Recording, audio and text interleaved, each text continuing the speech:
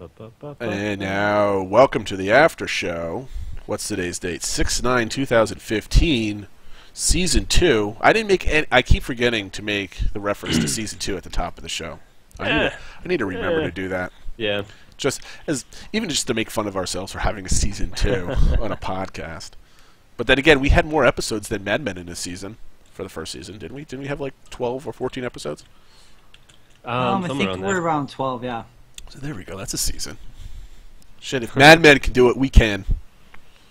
We're good company. We can make it happen. Yes. Oh man. Is there anything else you wanted to bitch about the forums? Because I know you've got like deep pockets with that stuff. Man, you know, what's funny is people have made it quite apparent they're congregating off of the forums for a lot of discussion. Well, you were heated about the paywall type of stuff. Yeah. My thought process on that is that you know, if you create a $5 paywall for anyone to participate in conversation on the forums, what you're effectively doing is you're creating enough of a reason not to create an account for people that would. Maybe. While not creating enough of a reason to keep people from creating accounts that you don't want to have. Yeah, I mean, but how many people, average people that are signing up for a $5, like, get involved type of thing, are actually going to start posting on the official forums or care about that? Like, before the even post money. Clearly not a lot, because, you know, according to... Todd gave us some stats, man. Yeah, Todd gave us some information today, and he said that you know, since Kickstarter, which obviously Kickstarter dropped this giant bomb on everyone, a bomb of content, a bomb of new people, a bomb of you know, lots more to discuss. So yeah, that took a little bit of time to get through, and we've kind of hit our fighting weight, if you will. And since that point, he says that contributions and membership have continued to increase month over month, and it's not just total month, it is the amount that they are increasing. The increases have been... Well, look at how much they've gained the new whatchamacallit, stretch goal. They did it pretty quickly. Yeah, you know, revenue's gone up. You know, I think they ended Kickstarter around a little under 1.8, and or right around. Yeah. And now they're getting close to 2 million. 2 million is their next actual goal, which is, I believe, $30,000 away. Yeah, I think people always think the sky's falling, and that's the problem. Oh, yeah. You get so insulated inside a forum or community that you can't see the greater picture sometimes. I mean, you're like, oh, why is everybody else not just like me, spending all their time posting on this forum at work, one useless post after another, like some people in chat right now. And that's because they don't really care about the game updates right now. They're waiting for the game to come out, and once they start streaming it, they're going to get hyped on that again, and they're going to hop back on the forums and say, how does this archetype play? This combat, what did you think about this comment, streamer number 1? And, you know, they're going to dive right back in there as soon as their gameplay. A lot of us are waiting for more of a meat potatoes kind of release drop, but right now you have to think of it from their standpoint is they're really developing a lot of stuff. So easy stuff to release, such as lore and stuff about their EK.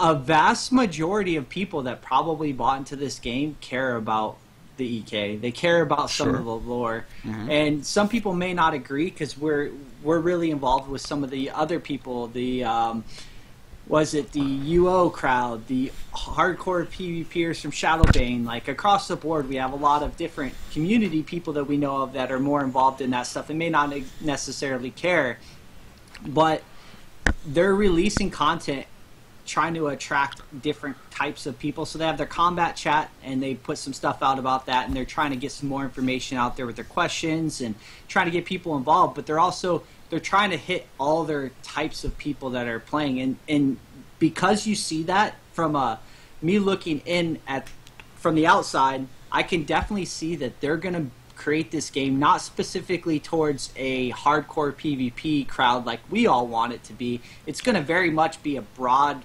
majority. They're trying to make money still, but yeah, it's still going to be a niche, though. I think they're going to be making a PvP game. You can tell through their updates that it's not necessarily. They're not making a game for Valor, Lake Z, and I disagree with you. Else. I disagree with you. Then why would they release lore to us? Because they have nothing else to release, though. That's the whole problem.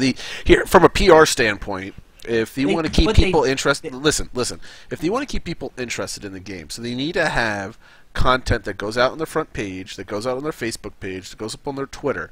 They need to do this because the way Google works is you have to have fresh content on your websites in order to keep the Google indexing going. So when people start Googling PvP game and all this other stuff, they're pulling all that data from crowfall.com, so they pop up there. That's how you build social media. That's why if you go into LinkedIn and look up some random company, that with something else. No, they can't. They don't have anything right now. Are you kidding me?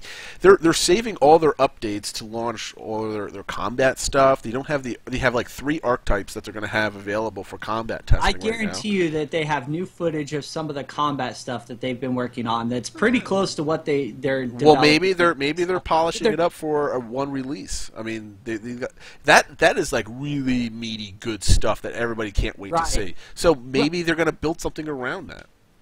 Well, I mean, they had their the video prior to this one where they were showing off their gray boxing stuff. Yeah, that's cool. I mean, well, that's how early everything is. But they threw a character in there and they walked him around a little bit and they said, "Oh yeah, see how he moves." Good animation. I'm sure that they've got a little bit, but from what I have seen of how they like to approach this, they don't want to put out information that they can't stand behind. Yeah. And if you put out a incomplete combat system prior, when I say incomplete, I mean it's going to be incomplete even in alpha. But if it is, look how many people nitpick the rough stuff that they had during the Kickstarter. Look how much stink that brought up. Oh well, even with the building, I think there's a number of people. Oh, why do you have these things that jut out? And this isn't historically accurate. And why can't we go underneath the stairs? Can we blow up the stairs? There's always going to be that. So when I look at their combat system, I think honest to God, they're going to tell us about it. They're not going to show it to us. Mm-hmm. And if they do show it to us, it'll be comparable to how they did it in the Kickstarter, where they're just going to give us snippets. Because maybe honestly, they might have a preview of the combat chat that's coming up. People want to log into this game and play it. They want to experience it, and they don't want to ruin that by showing everything that they've got. I highly doubt that the lore content that they released today, or I think it was today or yesterday. Today. I highly doubt that was out there because they have a lack of content to release. It's to reach the vast majority in the broader content. Because if that were the case, dude, you don't care about the lore, but they have tons of shit on the EK is a huge part of their game to begin with. I don't even care about that, but the lore coincides with the types of people that like the EK. The EK is a different thing because that's a very large part of the game. That's a very big game element. The lore and stuff is also a large part of the games. The thing is, they're keeping to a 2 updates a week type of schedule. So they need to put something out. And it's just like our show. When we come up with show topics, we find something to kind of throw in there and talk about for 20 minutes. And that's exactly what this lore thing is. I mean, when do you think that lore was written? That probably was written within the last week. I would agree. And I would agree with they're that. like, we need to put out an update today. What are we going to update? And it's just like our Slack conversations. It's like, what are we going to talk about this week? It's how about this? How about this? How about this? And we pick a couple things over the last couple days and we throw it together. But I mean, like a lore update is not some like targeted marketing pitch. It's just like we need to have content out there today, regardless of what it is. So let's put it out there. They're still making a variety release because they could keep on releasing their progress on different stuff that's gonna but you have to, you and I happy, but they haven't yet really. But they haven't even touched it. See, the problem is, and again, you have to see the forest through the trees. I mean, you have to take a step back and look at it from the perspective of the developers. They're still working on this stuff. They don't want to put stuff out there and have somebody like Sarkhan, no offense, like write a 1,000-word article about, some animation he saw during the video and have a 30-minute dissertation on that one little animation cell that he had.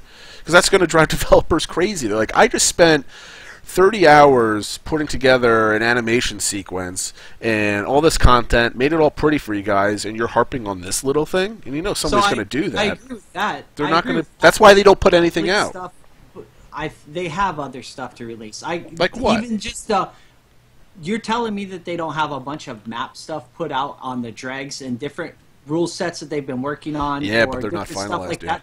It's pretty fucking close to polished. I know. As far as certain rule sets go, I'm willing to bet that they have more than just the Bloodstone campaigns written down and actually polished. What if they don't? They don't know if they can finish that yet, though, and to put it into the game. Why would they announce that? You know, obviously there's going to be a Bloodstone thing because that's what they came up with and showed, so that's going to be in the game in some fashion. These other ones, yeah, I bet you there's a giant whiteboard with like 30 different win conditions and type of games that you can play inside of these campaigns. They don't know what's going to be there for launch, and they don't know if they can actually make it work. So they have to put some stuff together. I mean, they're not going to talk about stuff that has a small chance of failure. That's not how developers work.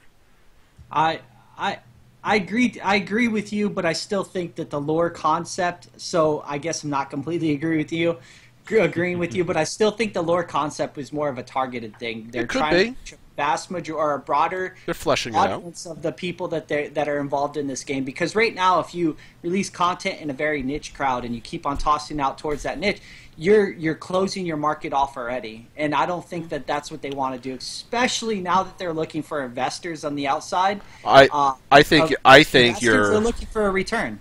Yes, and they don't give a shit about lore and all that other stuff because that's such a small crowd. This. You're giving them too much credit for like targeting and manipulating a crowd. They're just putting stuff out there. I'm not saying they're marketing geniuses. What I am saying is that they're very much not specifically just releasing stuff like we do on a Slack content of, hey, I've got nothing, dude. What do you got? All right, you got this lure. Let's go ahead and toss out. I bet you that's the conversation they had. I bet you, or probably something similar. Exactly to that. like that, right? I bet you. Lori, Valerie, you've been a little quiet on this whole exchange.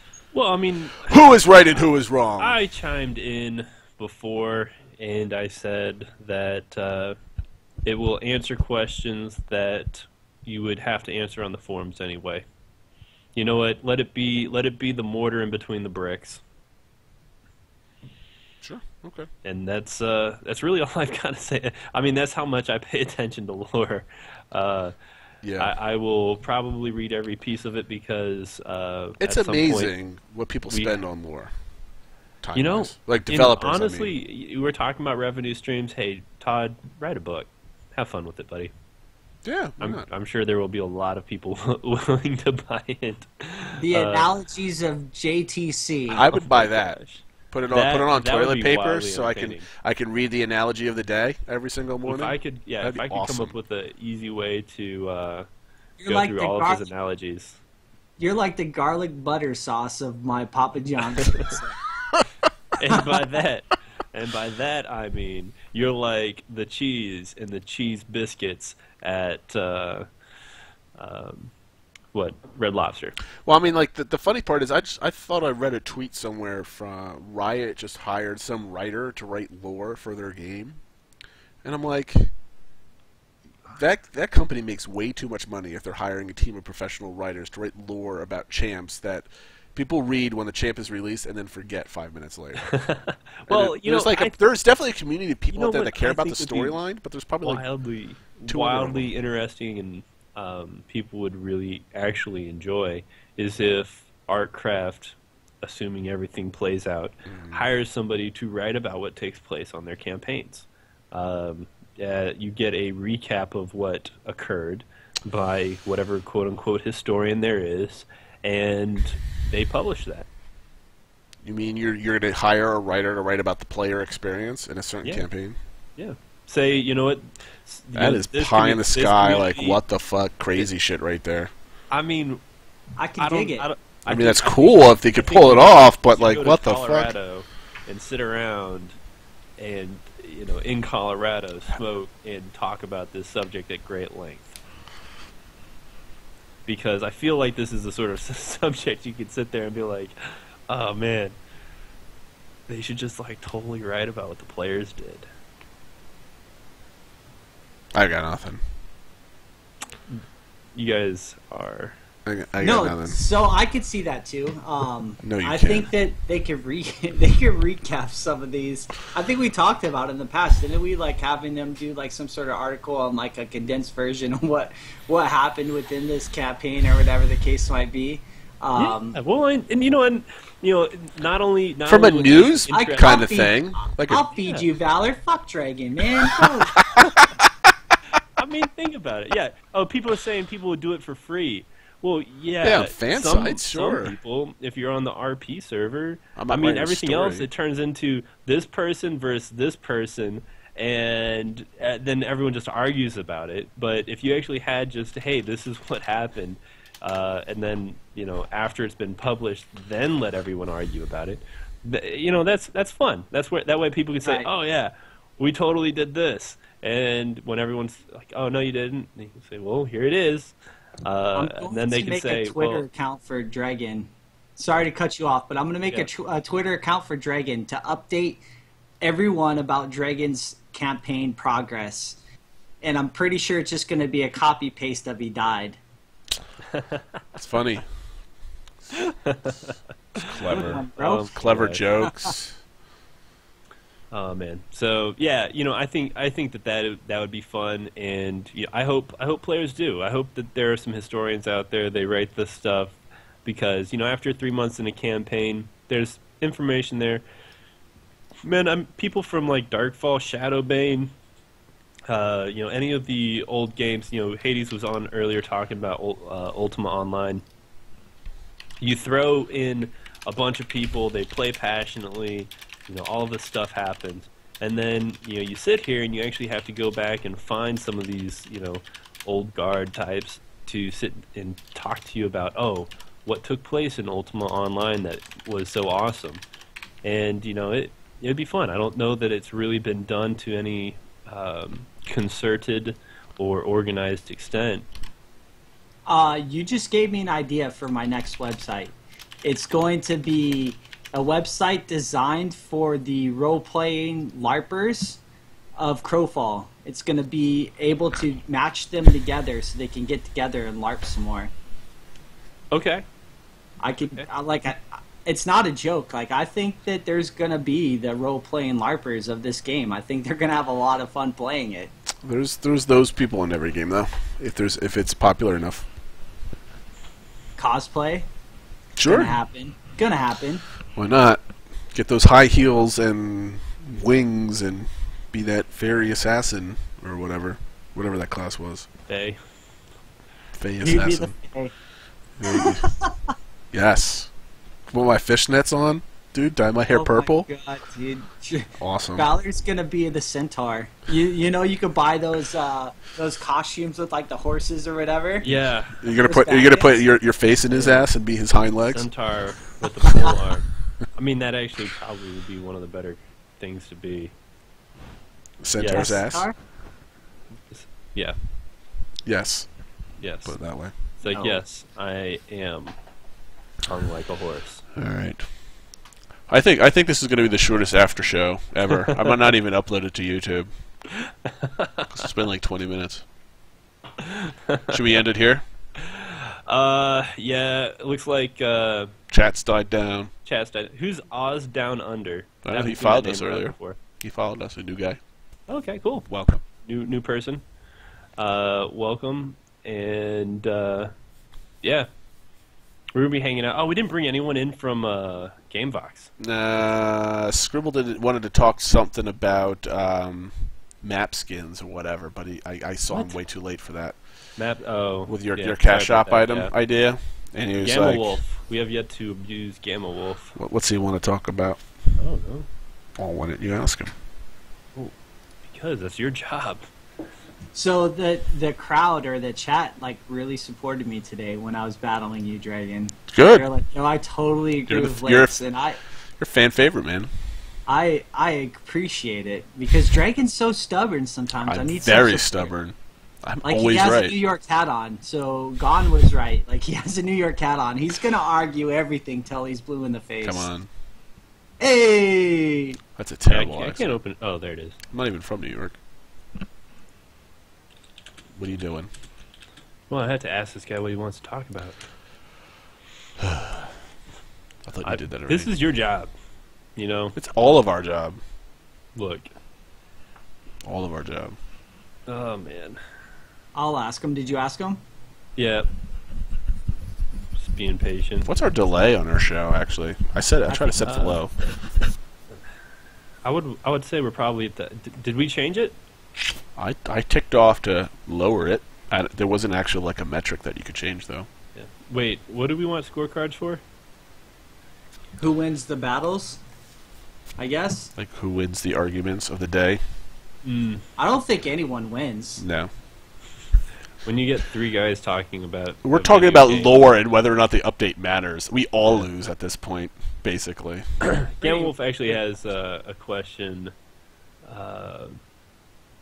regarding to Camelot Unchained, which I think could be a nice little segue in. So I'm going to bring him in real quick. Sure, why not?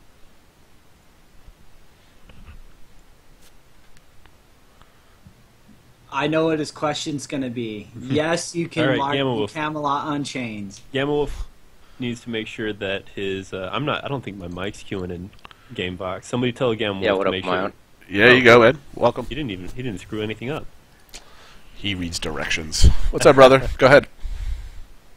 Can you hear me? Hey, yeah, guys. I've been listening to the show for a while. It's cool to be on. Anyways... yeah. Yeah, can I go ahead? Stop listening to the stream. There's a delay. I turned it off, yeah. There you go. Go ahead. Yeah, anyways, you guys were talking a lot today about the forums and, you know, kind of the circle jerk arguments and all this stuff that goes on there. Mm-hmm. And I was curious if any of you guys were involved in the Camelot Unchained, you know, Kickstarter, because their forums have actually been private since the beginning for backers. And I've noticed it seems to be a lot more friendly and constructive over there because being, you know, completely private from the start, if you act like a dickhead, you're going to get shunned pretty quickly. So I'm just curious if any of you guys are part of that community. I was involved with Camelot Unchained. I was one of the founders or backers or something like that. Like I put in during their Kickstarter. And I noticed as well that the community is a little more less trolly. And I think that does have to do with the boards being a little more exclusive to the backers and the founders, the people that have put in a certain amount of money. They're involved in the game. Crowfall didn't have that, but then again, I mean, now they do.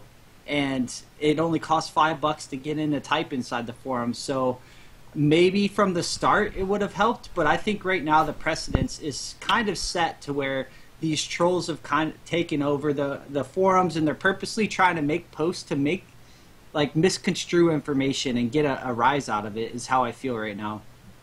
I actually interviewed Mark Jacobs in his last 24 hours of his Kickstarter, but I did not contribute to it. So I don't know anything that's going on with that game. Yeah, I've not actually participated on the Camelot Unchained forums at all. The toxicity levels.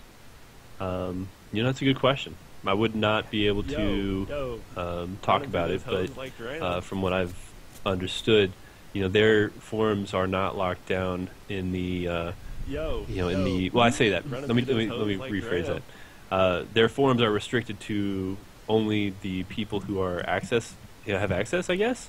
Is that correct? Yep. So, and they're under an NDA and all of these other restrictions. So it's more formal, I think. Yeah, I think that's more. It is more the traditional, quote unquote, alpha experience, whereas the Crowfall forums are open to anyone who has spent money on it, regardless. And anybody can see them too.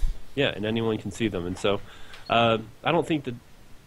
I mean, if you look at it, the people who complain about on the Crowfall forums, they've paid money.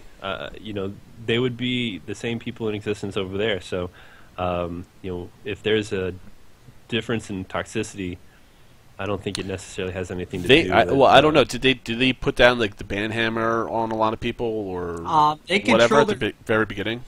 They control it pretty well on the CU forums. That's boring to me. I guess going back to it, I don't think it's a bad thing for the Crowfall forums by any means, because the community kind of does police itself. When a troll is spotted, 10 more trolls will go ahead and point out that he's a troll, and then they just troll each other.